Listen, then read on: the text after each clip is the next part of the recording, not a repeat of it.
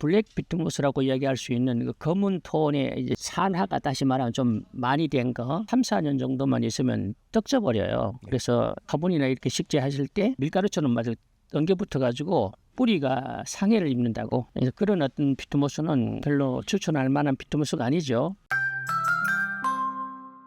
방금 혹시 어떤 거 섞으신 거예요? 이 지금 현재 이 상토, 이걸 가지고 상토라고 이야기하는데 네.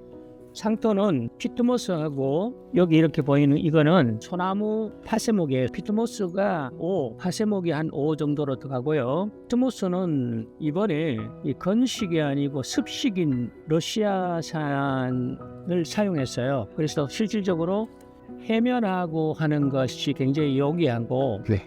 식재할 때 신기가 잘 편하고 한 것이 있기는 해요. 네. 이제 장단점이 다 이제 있겠죠. 이제 그 건식은 일단 어떻게 됐든 해면을 해야 돼. 네. 물을 통하여서 해면을 해서 물에 좀 흡수가 되도록 해서 사용해야 되니까 그런 불편함이 있는데 이거는 바로 그냥 상토를 만들어서 이렇게 얹어서 식재를 해도 이렇게 이제 뿌리를 양쪽으로 이렇게 쭉 펴서 이 정도 해가지고 펴서 이렇게 식재를 해도 전혀 이제 문제가 없겠죠. 그런 장점이 있기를 합니다. 지금 그러면은 식재할 때 필요한 토양이 지금 사용하신 게 러시아산 피트모스 그리고 파세모 이렇게 총 2가지인 거고요. 뭐 지금 그 핵심적인 것은 2가지죠. 부수적으로 휴믹산이 좀 들어가고 네. 일부 조금 흙이 이 본흙이 본밭의 흙을 조금 같이 좀 섞었어.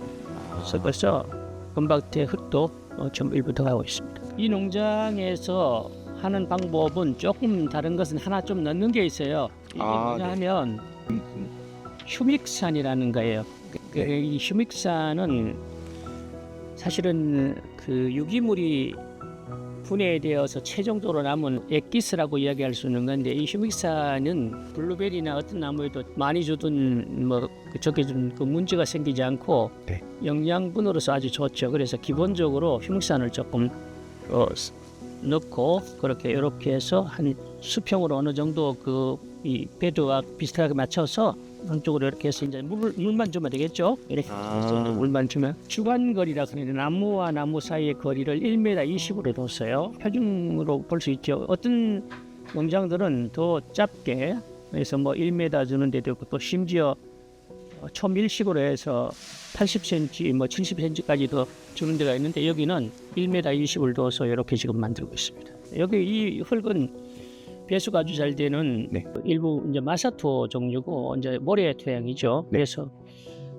블루베리 식재하는 데는 사실은 여러 가지로 좋습니다.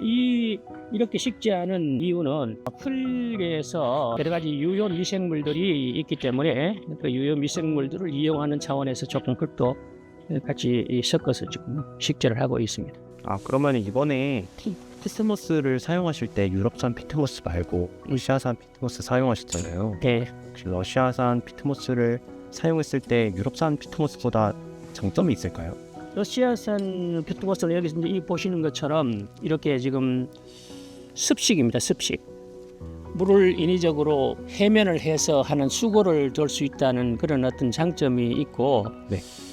또 입자가 미세 입자가 아니라서 사실은 어떤 면으로 봐서는 블루베리에게는 좀 유리한 조건도 있다고 생각이 돼요. 네. 보편적으로 일반 피트모스는 0에서 40짜리 같은 거는 0이라는 숫자일수록 아주 미시한 그런 그 입자이기 때문에 나중에 그게 오래 쓰면 떡져버리는 그런 경향이 있는데 이거는 이제 좀 거친 입자이기 때문에 사실 블루베리 식재할 때 좀 유리한 점이 있지 않겠나라고 지금 보고 있습니다. 입자 굵기라든지 이런 부분 그리고 산도라든지 이런 부분이 중요하겠죠.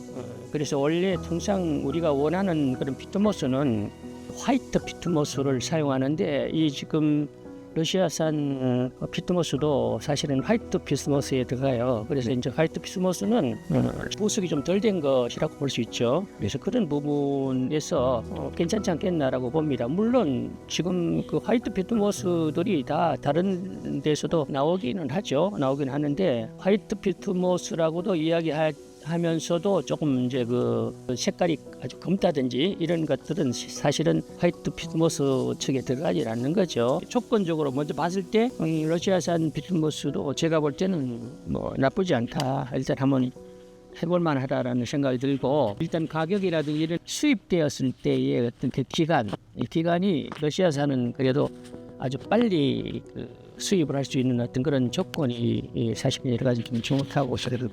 그러면은 러시아산 피트모스랑 유럽산 피트모스 어떤 게 좋다 이렇게 말씀하기까지 혹시 평가 기준 같은 게 있을까요? 뭐 수확량이라던가. 첫째는 네. 자람새를 볼 수 있겠죠. 어떤 피트모스를 섰을 때 어떻게 자라는지 그게 잘 자라는지. 그러니까 이제 그 말은 피트모스에도 pH가 얼마 되어 있는데 보편적으로 블루베리가 잘 자라는 토양은 pH가 4.3, 4.5 정도가 제일 좋습니다. 보편적으로 좀 범위를 넓힌다면 4.5에서 5.5라고 이야기하는데 그거는 좀 너무 광범위하고 최소한 5.2를 넘어서는 안 된다.